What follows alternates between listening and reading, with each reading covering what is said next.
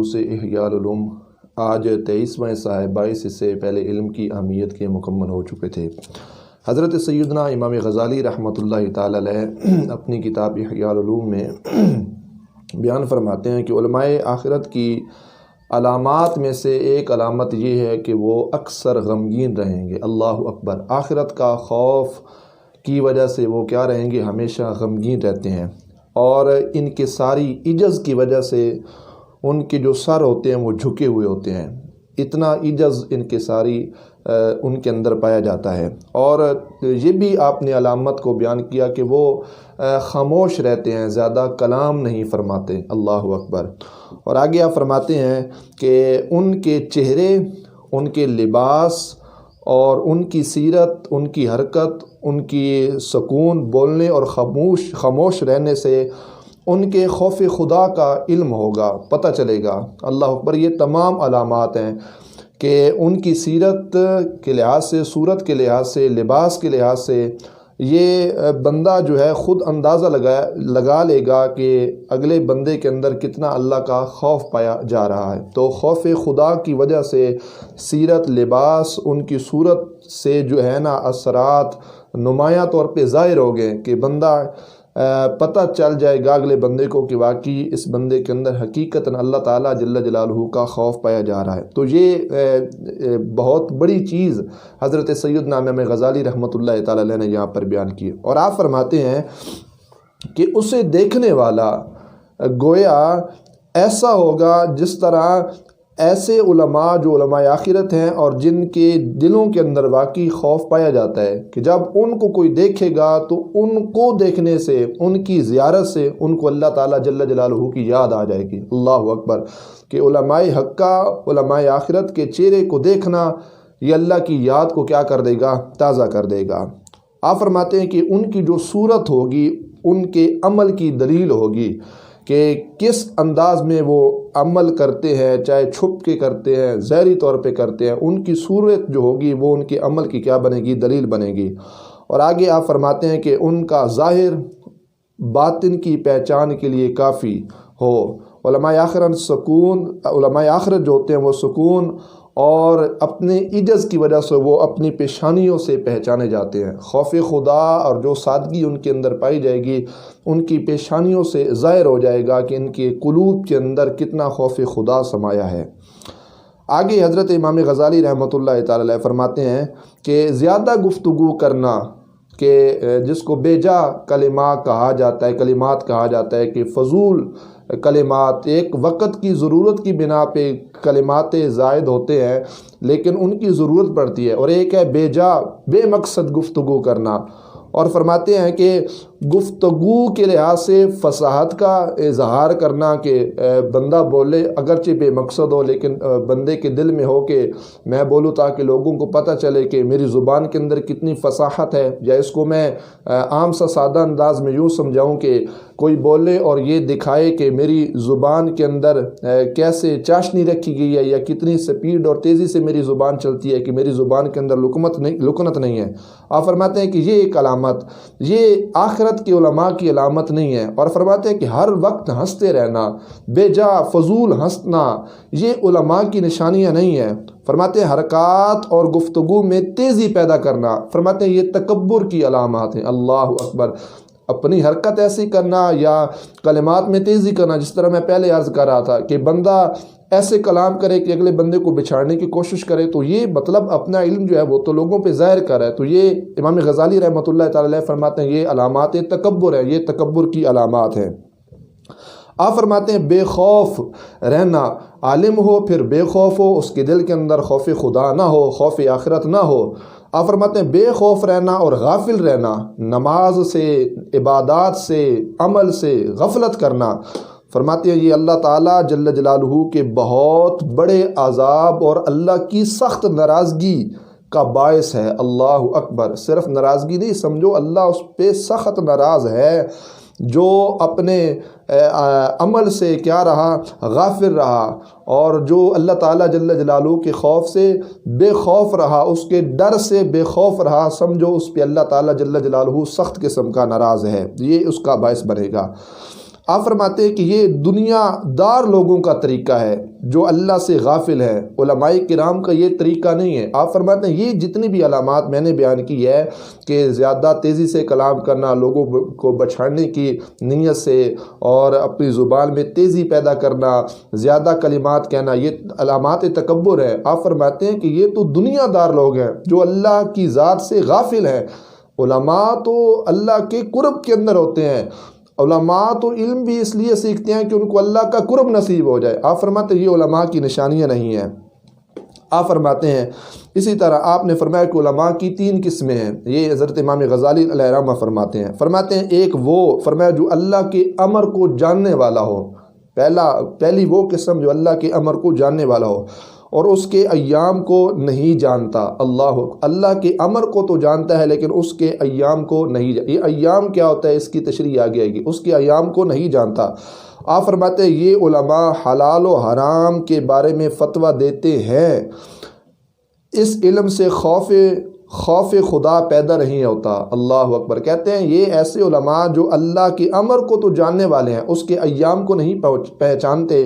آپ فرماتے ہیں یہ حلال و حرام میں فتویٰ تو دیتے ہیں لیکن اللہ تعالیٰ جل جلالہ کا جو خوف ہے وہ ان کے دلوں میں پیدا نہیں ہوتا۔ آپ فرماتے ہیں دوسری قسم کے علماء وہ ہیں جو اللہ کا علم رکھتے ہیں، اس کے امر کا علم جو ہے، امر کا علم تو رکھتے ہیں لیکن ایام کا علم نہیں رکھتے۔ آپ فرماتے ہیں یہ عام مومن ہے۔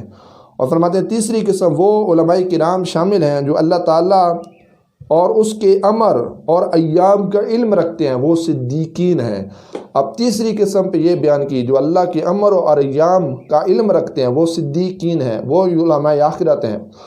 اب اس سے کون مراد ہے؟ ایام سے کیا مراد ہے؟ آگے حضرت امام غزالی رحمہ فرماتے ہیں کہ ان لوگوں پر خشیت اور خشوع غالب ہوتا ہے۔ اللہ اکبر۔ یہ جو علماء ہے کہ جو اللہ کے امر و ایام کو جانتے ہیں، ان پر خوف جو خدا ہوتا ہے وہ غالب ہوتا ہے۔ اور ایام سے کیا مراد ہے؟ آپ فرماتے ہیں اللہ تعالیٰ جل جلالہ سے پوشیدہ سزائیں اور باطنی نعمتیں مراد ہیں۔ اللہ اکبر۔ جو ان چیزوں کو پہچان لے کہ اللہ کی طرف سے آنے والی سزائیں پوشیدہ اور باطنی نعمتیں جو ہیں، فرماتے ہیں جو اللہ تعالیٰ نے پہلے اور پچھلے لوگوں کے لیے مرحمت فرمائی ہیں۔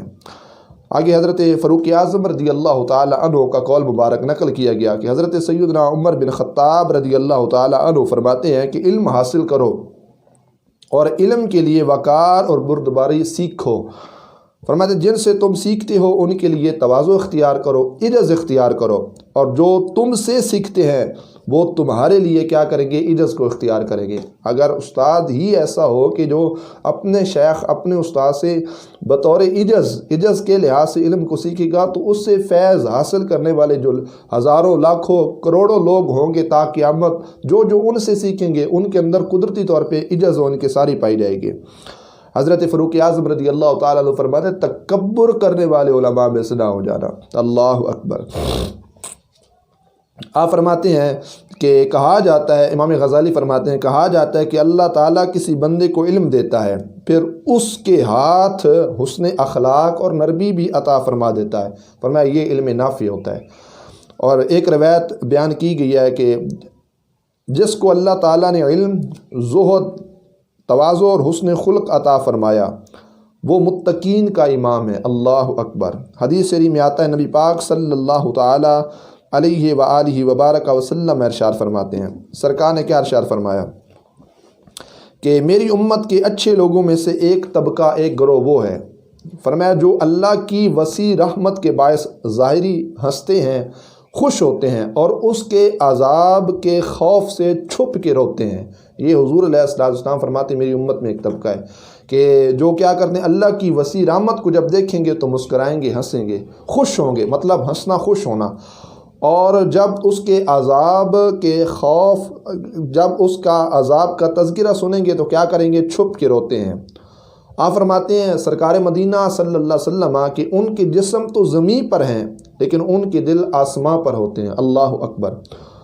اور فرماتے ہیں ان کی ارواح دنیا میں ہے اور ان کی عقل جو ہے وہ آخرت کے اندر ہے، اور وہ وقار کے ساتھ چلتے ہیں اور وسیلے کے ساتھ اللہ تعالیٰ جل جلالہ کا قرب حاصل کر لیتے ہیں۔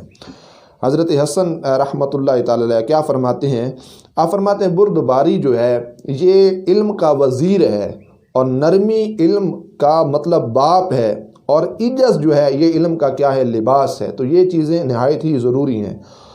آپ فرماتے ہیں ایک اور قول نقل کیا گیا کہ جس نے علم کے ذریعے حکومت کو تلاش کیا تو اللہ کا قرب جو ہے وہ اس بندے سے بغض رکھتا ہے۔ مطلب اللہ کی رحمت اور ہر وہ ذریعہ جس سے بندے کو اللہ کا قرب حاصل ہو جائے، وہ ذرائع جو ہوتے ہیں وہ اس سے کیا کرتے ہیں؟ بغض رکھتے ہیں۔ بندے کو اللہ کا قرب حاصل نہیں ہو سکتا ان اسباب کو اپنا کر، وہ اللہ کے قریب نہیں جا سکتا کہ جس لحاظ سے اگر علم سیکھا کہ وہ کیا کرے گا؟ حکومت کو تلاش کرے گا، تو اللہ کا قرب اس بندے کو نصیب نہیں ہوگا۔ ایک روایت بیان کی گئی امام غزالی علیہ الرحمہ نے اپنی کتاب کے اندر، اسرائیلی روایات میں کہتے ہیں کہ حکیم نے حکمت کے بارے میں 360 کتابیں لکھی۔ یہ تھوڑی سی نہیں ہے، کوئی 10 20 5 4 نہیں ہے، 360 کتابیں اس نے حکمت کے متعلق لکھی۔ کہتے ہیں حتیٰ کہ حکیم کے نام سے وہ موصوف ہو گیا بندہ، اور اس کو لوگ حکیم کے نام سے جانے لگے کہ بہت بڑا حکیم ہے، اور بڑے بڑے لوگ اس کے پاس آتے۔ 360 کتابیں اس بندے نے حکمت کے موضوع پہ لکھ دیں۔ یہ بڑے کمال کی بات ہے۔ آج کل کے حکماء شاید 2 4 5 بھی لکھ دیں تو یہ بھی بڑے کمال کی بات ہے۔ لوگ کہتے ہیں بڑے حکیم ہیں، یہ اتنی موٹی، انہوں نے 4 5 3 کتابیں لکھی ہیں، لیکن کمال ہے اس بندے کی جنہوں نے حکمت کے موضوع پہ 360 کتابیں لکھ دیں۔ حکیم کے نام سے وہ کیا ہو گئے؟ موصوف ہو گئے۔ اللہ تعالیٰ نے اس زمانے کے نبی کی طرف وحی بھیجی۔ اللہ فرماتا ہے اے نبی میرے، فلاں آدمی سے فرما دیں تم زمین میں جو مرضی خرچ کرو، لیکن کسی چیز کے ذریعے اگر تم نے میری رضا کی نیت نہ کی تو تمہارے یہ خرچ میں قبول نہیں کروں گا۔ اور تم نے جتنا بھی خرچ کیا ہے 360 کتابیں لکھ کر لوگوں تک حکمت کا پیغام پہنچانے کے لحاظ سے، اس میں اللہ کہتا ہے میری رضا کی نیت نہیں تھی، لہٰذا تمہارا یہ خرچ میں اپنی بارگاہ کے اندر قبول نہیں کرتا۔ اللہ اکبر۔ چنانچہ جب پیغام پہنچایا گیا وہ حکیم بڑا شرمندہ ہوا، پیشیماں ہوا، اس نے اس کام کو چھوڑ دیا۔ 360 کتابیں لکھ کے لوگوں تک پہنچائی، اس نے وہ کام ہی چھوڑ دیا۔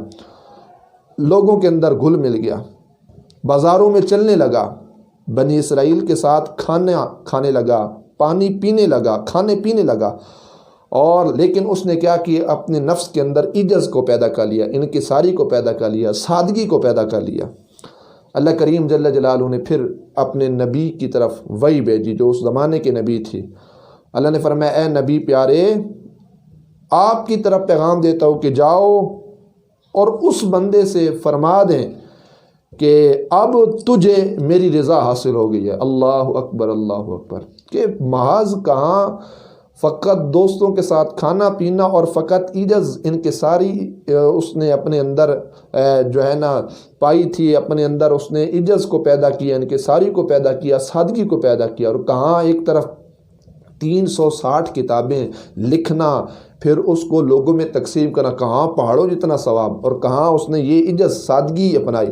اور یہ سادگی تو گھر بیٹھے بھی پیدا ہو سکتی ہے، کوئی بندہ لکھائی کا کام نہ بھی کرے تب بھی پیدا ہو سکتی ہے، لیکن یہ سادگی والا جو عمل تھا وہ 360 کتابوں کے ثواب سے بھی کیا ہو گیا؟ بھاری ہو گیا۔ تو سادگی جو ہے یہ نہایت ہی ضروری ہے۔ تو اللہ نے کیا فرمایا؟ اب اس بندے کو کیا ہو گیا؟ میری رضا کی توفیق مل گئی۔ تو یہ سادگی جو ہے اللہ کی رضا کا بہت بڑا ذریعہ ہے۔ اللہ اکبر۔ ایک روایت نبی پاک صلی اللہ تعالیٰ علیہ وآلہ وبارک وسلم سے عرض کیا گیا، یا رسول اللہ صلی اللہ تعالیٰ علیہ وسلم، کون سا عمل جو ہے افضل ہے؟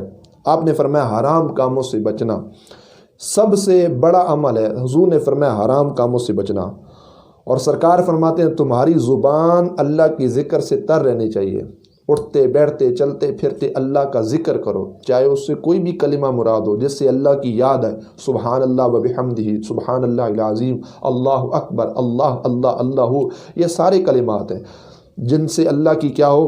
یاد ہو۔ پوچھا گیا، عرض کی گئی، یا رسول اللہ صلی اللہ علیہ وسلم، کون سے ساتھی بہتر ہیں، کون سے دوست بہتر ہیں؟ آج ہم دوست بناتے ہیں تو ہم اپنے آپ میں سوچتے ہیں کہ فلاں دوست میرا اچھا ہے، بڑا چنگا ہے، بڑا دوست اچھا یار ہے، چنگا یار ہے، بڑا نیک ہے، لوگوں کے سامنے ہم اس کی کیا کرتے ہیں؟ تعریف کرتے ہیں۔ اور در مصطفیٰ صلی اللہ تعالیٰ علیہ وسلم سے پوچھتے ہیں اچھا دوست کون سا ہے؟ نبی پاک علیہ الصلوۃ والسلام نے ارشاد فرمایا کہ ایسا ساتھی کہ جب تم اللہ کا ذکر کرو وہ تمہاری مدد کرے۔ مدد کرنے کا کیا مطلب کہ جب بندہ اللہ کا ذکر کرے وہ بھی ساتھ شامل ہو جائے، اس کی زبان پر بھی اللہ کا ذکر جاری ہو جائے، اور اگر تو بھول جائے تو وہ تجھے یاد دلائے۔ ایک مدد کا یہ معنی کہ جب بندہ اللہ کی یاد سے غافل ہو جائے تو دوست جو ہے وہ اس بندے کو یاد دلا دے کہ یار اللہ کا ذکر کرنا ہے، تو اللہ کی ذات سے غافل ہو چکا ہے۔ عرض کی کہ یا رسول اللہ صلی اللہ تعالیٰ علیہ وآلہ وبارک وسلم، کون سا ساتھی برا ہے، شریر جس کو کہا جاتا ہے؟ تو عقائد عالم صلی اللہ علیہ وسلم نے فرمایا کہ جب اللہ کا ذکر بھولا جائے تو وہ تجھے یاد نہ دلائے۔ اللہ اکبر، وہ ساتھی بڑا شریر ہے، برا دوست ہے کہ بندہ غافل ہو جائے اس کی یاد سے اور بندہ اس کو یاد تک نہ دلائے۔ حضور علیہ السلام نے فرمایا وہ دوست بڑا برا دوست ہے، اور فرمایا کہ جب تجھے یاد ہو تو وہ تمہاری مدد نہ کرے۔ اللہ اکبر، جب بندہ ذکر کر رہا ہو وہ ساتھ مدد نہ کرے، وہ دوست بڑا شریر ہے۔ عرض کی کہ یا رسول اللہ صلی اللہ علیہ وسلم، کون شخص زیادہ علم رکھتا ہے؟ کون ہے وہ جو زیادہ علم رکھتا ہے؟ آج ہم بھی کہتے ہیں فلاں بڑا علم رکھتا ہے، فلاں بڑا علم رکھتا ہے۔ حضور نبی پاک علیہ السلام سے پوچھا گیا، آؤ در مصطفیٰ سے پوچھتے ہیں، جب سرکار سے سوال کیا گیا کون ہے وہ جو سب سے زیادہ علم رکھتا ہے، تو آپ نے فرمایا کہ وہ جو اللہ تعالیٰ سے سب سے زیادہ ڈرتا ہے، اللہ سب سے زیادہ رب سے خوف رکھنے والا، وہ سب سے بڑا عالم ہے۔ عرض کی کہ ہمیں بتائیے ہم میں سے کون لوگ اچھے ہیں تاکہ ہم ان کی مجلس کو اختیار کریں، کہ جو لوگ اچھے ہیں ان کی مجالس و محافل کو اختیار کیا جائے۔ تو نبی پاک علیہ السلام نے ارشاد فرمایا کہ وہ لوگ اچھے ہیں ان کی محافل و مجالس کو اختیار کیا کرو، کہ ایسے لوگ جن کو دیکھو تو اللہ یاد آ جائے، اللہ کی یاد تازہ ہو جائے۔ وہ لوگ اچھے ہیں ان کی محافل و مجالس کو اختیار کیا کرو۔ آگے عرض کی گئی یا رسول اللہ صلی اللہ علیہ وسلم، کون لوگ برے ہیں؟ پھر عرض کی گئی، عقائد عالم صلی اللہ علیہ وسلم نے آپ نے برگاہ خداوندی میں عرض کیا یا اللہ بخش دے، معاف فرما دے۔ انہوں نے عرض کی یا رسول اللہ ہمیں بتائیے کون لوگ سب سے برے ہیں؟ تو نبی پاک علیہ السلام نے ارشاد فرمایا وہ علماء جو خراب ہو جائیں، اللہ اکبر، جو بد عمل ہو جائیں، وہ تمام لوگوں سے کیا ہیں؟ زیادہ برے لوگ ہیں۔ اللہ اکبر۔ تو حضور علیہ السلام نے دعا کی اللہ بخش دے، اللہ مہربانی فرما، اللہ ان کو معاف فرما دے۔ نبی پاک صلی اللہ علیہ وسلم نے ارشاد فرمایا قیامت کے دن وہ لوگ زیادہ امن میں ہوں گے جو دنیا میں زیادہ فکر کرتے ہیں، اور فرمایا کہ آخرت میں زیادہ خوش وہ لوگ ہوں گے جو دنیا میں زیادہ روتے ہیں۔ اللہ اکبر۔ اور فرمایا کہ آخرت میں وہ لوگ زیادہ خوش ہوں گے جو دنیا میں بہت زیادہ غمگین ہوتے ہیں۔ حضرت مولا علی المرتضیٰ شیر خدا رضی اللہ تعالی اپنے خطبہ میں ارشاد فرمایا یہ میرے ذمہ ہے، میں اس بندے کا ضامن ہوں، یہ میرے ذمہ کرام۔ یہ مولا علی المرتضیٰ رضی اللہ تعالی عنہ نے خطبہ میں ارشاد فرمایا، آپ فرماتے ہیں کہ یہ میرے ذمہ ہے، میں اس کا ضامن ہوں۔ فرمایا کہ کون؟ فرمایا تقویٰ کی موجودگی میں کسی قوم کی عمل کی کھیتی خشک نہیں ہوگی۔ تقویٰ جس کے اندر پایا جائے گا، وہ جو عمل کریں گے، جو ان کی عمل کی کھیتی ہوتی ہے وہ کبھی خشک نہیں ہوتی۔ فرماتے ہیں میں اس کا ضامن ہوں، اور فرماتے ہیں کہ ہدایت کی صورت میں اس کی جڑ پیاسی نہ ہوگی۔ اللہ اکبر۔ اور لوگوں میں سب سے زیادہ جاہل وہ شخص ہے، مولا علی فرماتے ہیں، جو اپنی قدر کو نہیں پہچانتا۔ اور آگے امام غزالی علیہ رحمہ فرمایا استاد ہو، پڑھانے والا ہو، مدرس ہو، فرماتے تین باتیں ہیں اس کے اندر یہ چیزوں کا ہونا ضروری ہے۔ پہلی بات آپ فرماتے ہیں صبر، فرمایا ایک عجز، اور تیسری بات آپ فرمایا اچھے اخلاق، اور فرمایا طالب علم طلباء کے لیے کیا ضروری ہے کہ جن کی وجہ سے آپ فرماتے ہیں کہ ان کی لغت جو ہے وہ کامل ہو جائے۔ طلباء کے لیے آپ فرماتے ہیں ایک عقل کا ہونا ضروری ہے، ادب کا ہونا، اور فرمایا اچھی سمجھ کا ہونا۔ فرمایا یہ تین چیزیں طلباء کے اندر پائی جائیں گی تو اللہ کریم جل جلالہ ان کی لغت کو کامل عطا فرمائے گا، ان کی لغت کامل ہو جائے گی۔ اللہ اکبر۔ حضرت ابن عمر رضی اللہ تعالی عنہما نے فرمایا کہ ہم میں ایک زمانہ ایسا گزرا ہے، آپ فرماتے ہیں کہ ہم میں سے ہر ایک کو قرآن سے پہلے ایمان دیا جاتا، قرآن بعد میں آئے، ایمان پہلے۔ یہ حضرت ابن عمر رضی اللہ تعالیٰ فرماتے ہیں۔ آپ فرماتے ہیں کہ جب قرآن کریم کی کوئی صورت نازل ہوتی تو اس کے حلال و حرام اور جن چیزوں کا اللہ نے حکم دیا، جن سے منع کیا، فرماتے ہیں کہ اس کو سیکھ لیا جاتا، اور فرماتے ہیں کہ جہاں اللہ کریم جو حکم ارشاد فرماتا ہم اس کو سیکھ لیتے۔ یہ تب کی بات ہے جب ایمان پہلے اور قرآن بعد میں ملا۔ آپ فرماتے ہیں کہ میں نے کچھ لوگوں کو دیکھا، حضرت ابن عمر کہتے ہیں، ان میں سے ایک کو ایمان سے پہلے قرآن ملتا ہے، ایمان سے پہلے قرآن کریم ملتا ہے۔ فرماتے ہیں کہ وہ سورہ فاتحہ سے آخر تک پڑھتا ہے، الحمد کی الف سے الحمدللہ رب العالمین سے لے کر والضالین تک، اس کو شروع سے لے کر آخر تک پڑھتا ہے، لیکن اسے معلوم تک نہیں ہوتا کہ اس کے اندر اللہ نے کن چیزوں کا آرڈر دیا، حکم دیا، کن چیزوں سے اللہ کریم جل جلالہ نے منع فرمایا۔ فرماتے ہیں کہ ہم اصحاب رسول صلی اللہ تعالیٰ علیہ وسلم کو قرآن مجید میں سب سے پہلے جو ایمان دیا گیا، قرآن مجید سے پہلے ایمان دیا گیا، یہ حضرت ابن عمر کہتے ہیں اصحاب رسول کو ایمان پہلے دیا گیا، قرآن کریم بعد میں دیا گیا۔ آپ فرماتے ہیں کہ جب کہ تمہارے بعد کچھ لوگ ایسے آئیں گے جنہیں ایمان سے پہلے قرآن دیا جائے گا، آپ فرماتے ہیں کہ وہ اس کے حروف کو قائم رکھیں گے، لیکن ان کی جو حدود ہیں قرآن کریم کی وہ اس کو ضائع کر دیں گے۔ اللہ اکبر۔ اور وہ کیا کہیں گے؟ حضرت ابن عمر نے پہلے ارشاد فرما دیا، فرمایا کہ وہ کہیں گے کہ ہم نے پڑھا، کون ہے جو ہم میں سے بڑا قاری ہو؟ اور وہ کیا کہیں گے کہ ہم نے سیکھا، کون ہے جو ہم سے بڑا کیا ہو عالم ہو؟ اور ایک روایت میں یوں الفاظ ہیں کہ بعض روایات میں یوں ہیں کہ وہ اس امت کے برے لوگ ہوں گے، اللہ اکبر، کہ جنہوں نے قرآن کریم کے حروف کو دیکھا لیکن اس کے احکامات، ان کے حقوق کو نہ سمجھا۔ تو حضرت ابن عمر نے کہا کہ وہ بڑے برے لوگ ہیں۔ اللہ تعالیٰ جل جلالہ صحیح معنوں میں علم حاصل